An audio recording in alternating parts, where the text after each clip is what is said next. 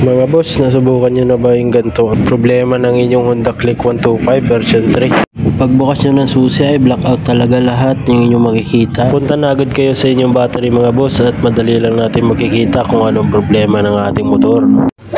May power yung battery. Yung tatlong fuse, yung unang fuse meron.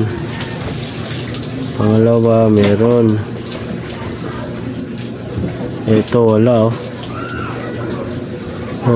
yung tatlo na to. Ano kayong problema? Itong tatlo nga pala mga boss ay dapat umiilaw yan, lalo na pag nakabukas yung ating susian. Sunog.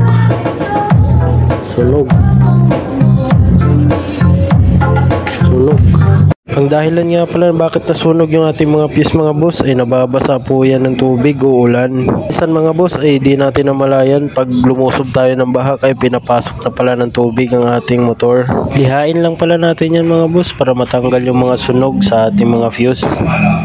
Ang ginagamit ko nga palang liha dyan mga boss ay 1,000 lang para di masyado magaspang pag ginagamit na natin.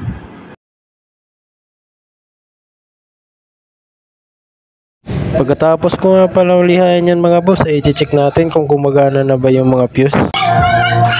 Pagkatapos natin malinisan, lihain natin. Ito na yung resultahan. Ayan, nailaw na siya lahat. Alright, yun lang. Okay na sir. Nakita na yung troubleshoot ko na. Ayan.